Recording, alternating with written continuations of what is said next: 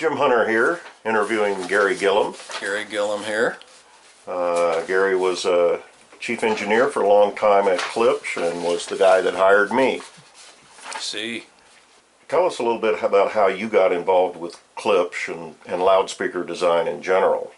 Oh boy, that's a long story. I'll try and make it short. I heard a short horn. Heard a short horn. At my neighbor when I was in college. And this would be in the late 50s. Yeah, around 58, 9, 59, somewhere in there.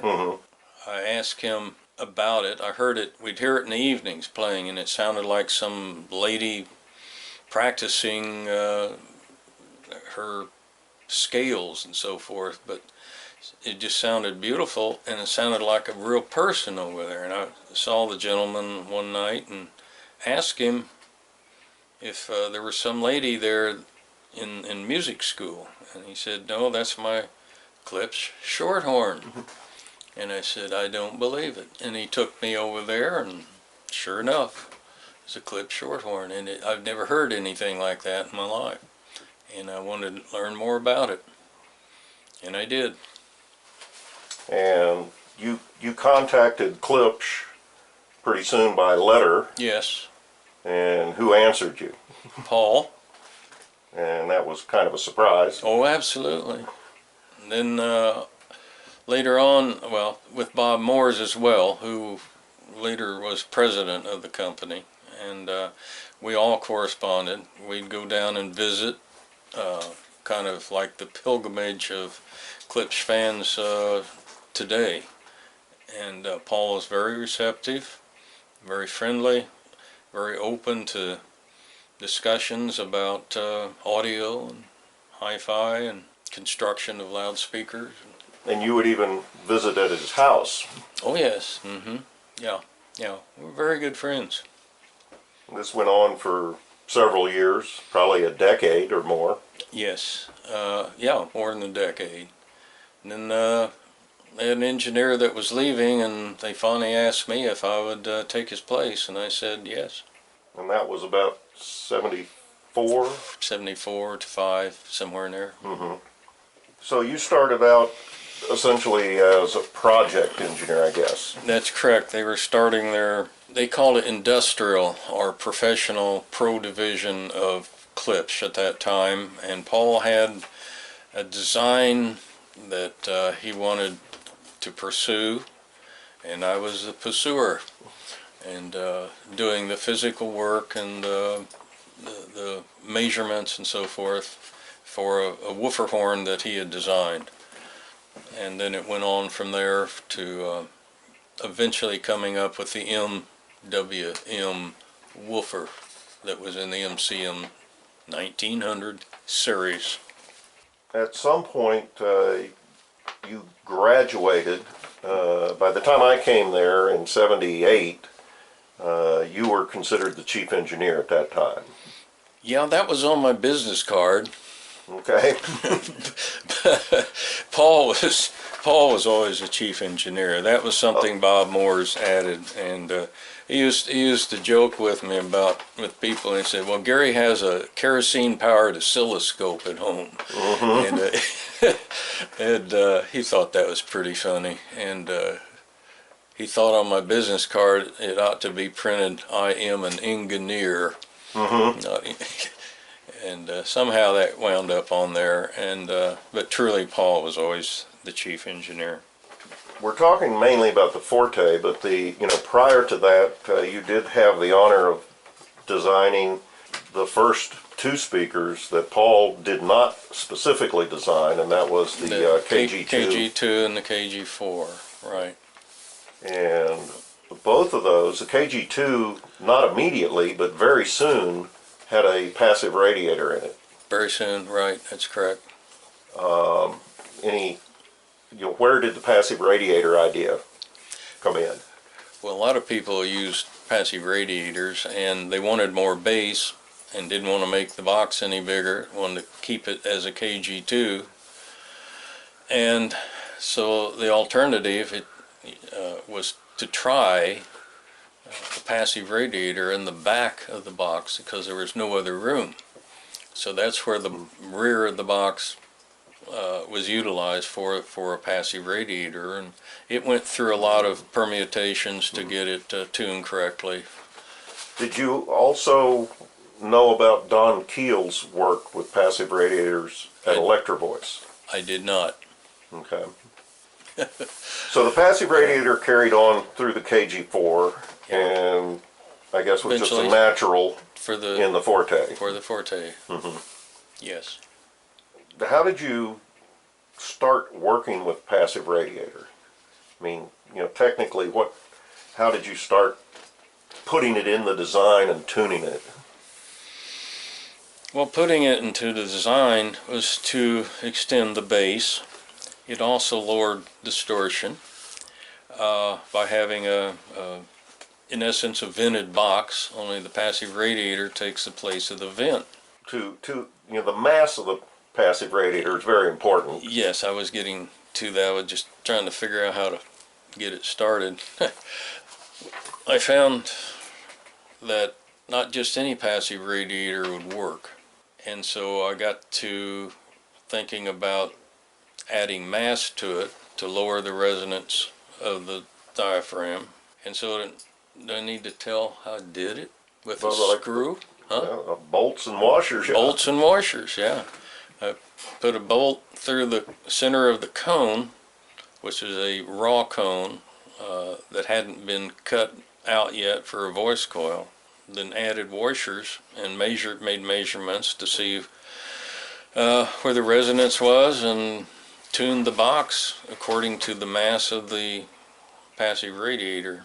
Finally wound up with a number of washers, and before trimming the cone body, at that time we poured epoxy in there, I believe, and put the number of washers that were correct, and that was it. Put a dust cap over it.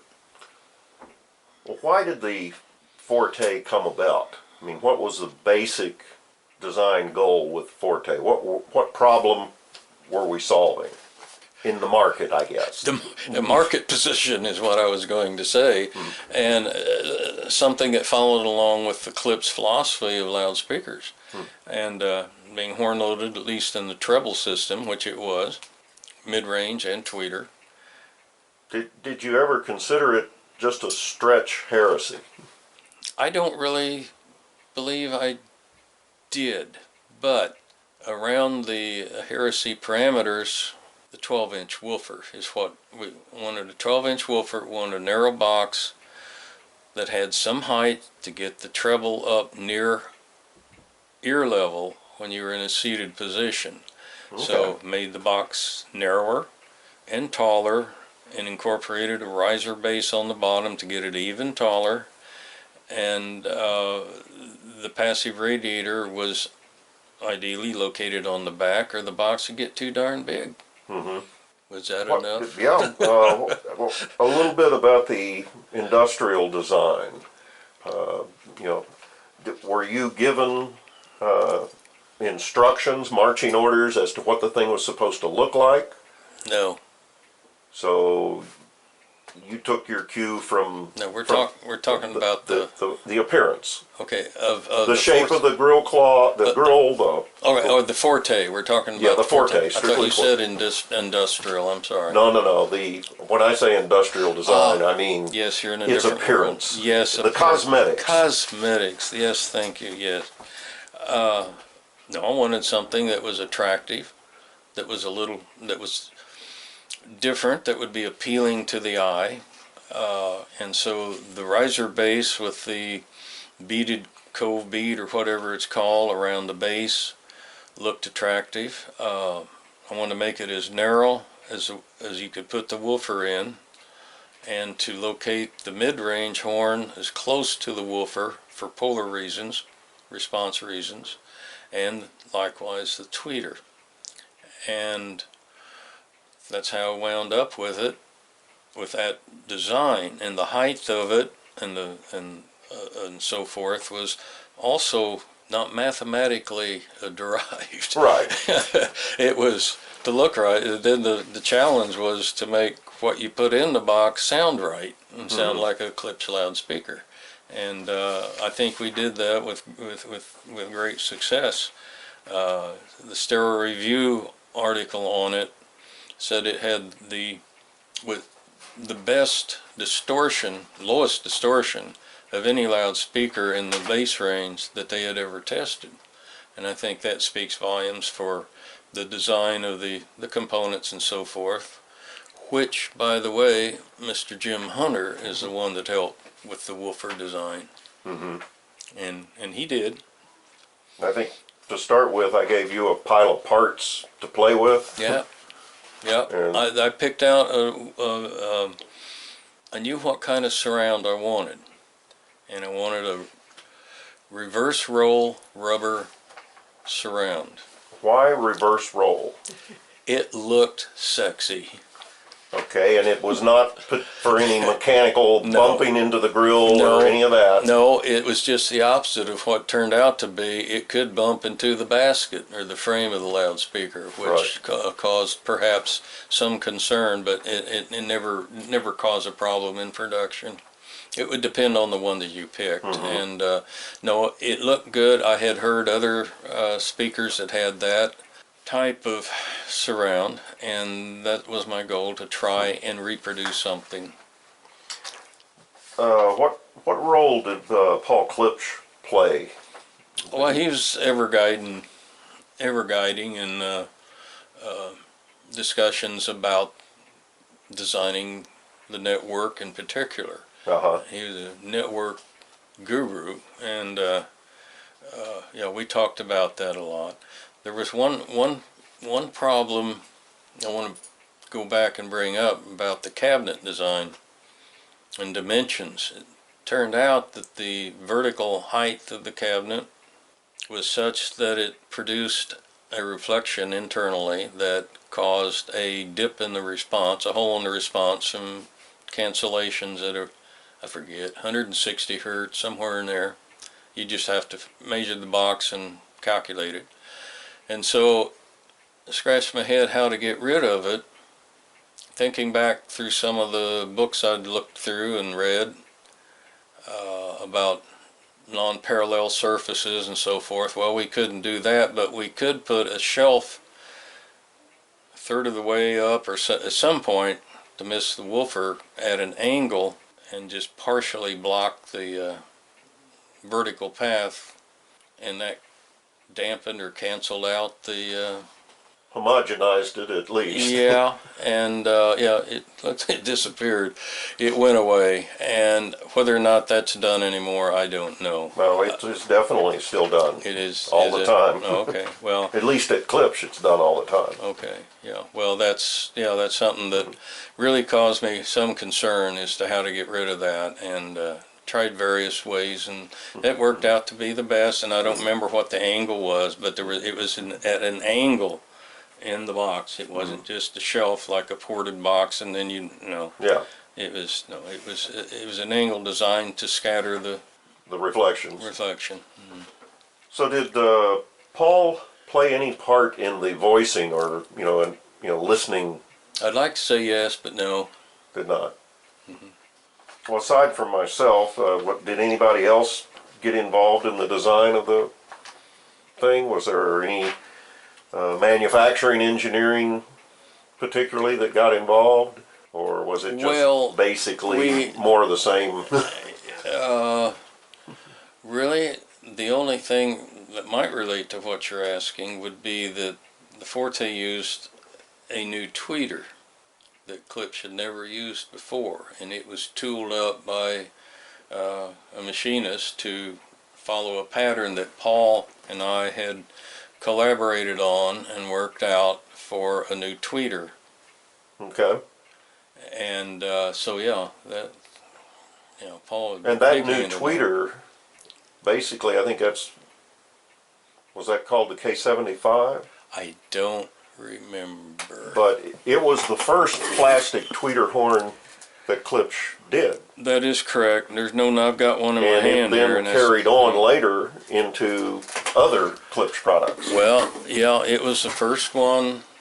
It was the first one, and it was to replace the T35, the Electro Voice T35, and it did. And about killed Electro Voice later on.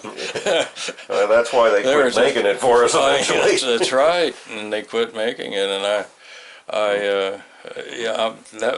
in the end, in my later life after Klipsch, it almost put me out of business because I didn't. Everybody needed it. Nobody was getting it. They didn't want to make it. Yeah. So anyway, and it's fun. I'm sure it's been refined since then, and now I understand Delgado has made a new tweeter with a Tractrix type tweeter to replace it. But yes, that replaced the T35, and it was a quarter of the cost. at a quarter of the cost, and it had extended response over the wider bandwidth than the T35 Electro Voice. Right. Which they could. It was the first time, really, that Klipsch ever hit 20,000. That's correct. That is the first time we got to 20,000 hertz. You got it right. Mm-hmm. The anechoic chamber at that time was maybe 5 years old, 4 or 5 years old. The what? The anechoic chamber. Yeah. Okay. And I'm sure you had used it a lot in all of the other development. Oh, absolutely. I don't know what we can get out of this particularly, but the anechoic chamber was certainly a big tool in the development of the Forte. Yeah. And I guess it is going to be the exact same tool that was used in the Forte 2 and being used in the Forte 3 now. Yeah, so there is there's a common tool there. That's right, correlation between the two. And of course the biggest I used to tell a story. People would ask me a question about networks and differences in speakers, and I said, well, they all sound different. Well, I said, I'll tell you what, if you take 3 engineers, audio engineers, design engineers, and you give them the same components, let's say it's a 3-way system, you give them a woofer, a mid-range, and a tweeter. Just the components. Now go home, bring me back a speaker when you get it done, and let's measure it and listen to it. And I guarantee you, you'll have 3 different sounding loudspeakers. Mm-hmm. I believe that. Never tried it. You want to try it? No, I haven't got time. I'm retiring. Yeah. Oh well, I have retired. Well, anyway, that's. The network is a big darn thing in speakers. Fine-tuning a network, as Paul used to say, you can, let's see. You design a network, you have all the figures worked out and what size this is, how many millihenry, how many capacitor sizes, and all that stuff. And he said, he wrote me a note once, this was when we were working on the Forte. He said he had some different filter design part in it, and he said, try this. He said, but you and I both know that this is just a point of departure, and that's when you go in and start using your ears, and of course measurements as well, but you've got to use your ears. And all the speakers that I did at Klipsch were fine-tuned by listening, by ears. Which is certainly what Paul did. Yeah. Forever. And Klipsch had, but at Klipsch you had wonderful resources that they had in Paul's brain. But say on a filter you're working on and listening to it, you had the ability to, on a breadboard, let's call it, all the components are on it, and you can plug in this and out, take this out, plug that in, or in some instances you could plug in where a certain capacitor goes, and then we had a rack with a panel on it that you could switch different capacitors or plug in different capacitors. So you could sit there and you could listen and you could select. You could tweak and listen. Tweak and listen. In almost exactly the same time frame. Correct. Correct. And you, yeah, go ahead. Okay. I doubt it, but were there any new or different manufacturing problems that had to be solved with the introduction of that box? I would assume different fixtures to assemble it. We had to have different router templates and things like that. We used on the Heresy, we had a clamping jig to clamp the box that John Corbin designed. Oh yeah, okay, yeah, And I'm put the box. assuming we. Oh, I think we had some new ones made. Yeah. Maybe because you see, prior to the KG2, there's only one size of a small box, and that was a Heresy. And a friend of ours designed a pneumatic holding device that would clamp the 4 panels together and speed up production enormously and made it better from unit to unit, more accurate. And then the KG2 comes along and they've got to make that, and it is a different design totally. And hello,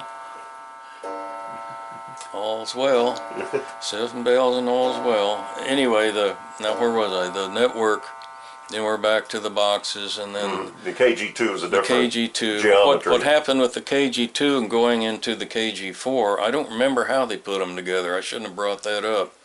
There was some guy over in 56, Arkansas that made some fixtures that would hold them together. And basically just derivatives of what Corbin did that's originally. Correct. He designed, yeah, that John designed. And but what happened, they couldn't make enough of them. So when the KG2 came out, they were having trouble keeping up with production. KG4 come out, then they started having a shift at night. So after those 2 boxes came out, and then the Forte comes along, it was a factory running 24 hours, which before that, for those speakers, it was an 8-hour production. And now, I guess it's, yeah. So they made a big impact in. Okay, so until we could get enough fixtures online, the manufacturing had to run as many as 3 shifts to keep up. That's correct. Which did incentivize us to make more jigs. Yeah, yeah. That's a dance, you know, Yeah. jig dance. You're dancing around a lot in the factory. Well, I guess the Fortes have been around a while. There's still a good market for them. I have a on pair.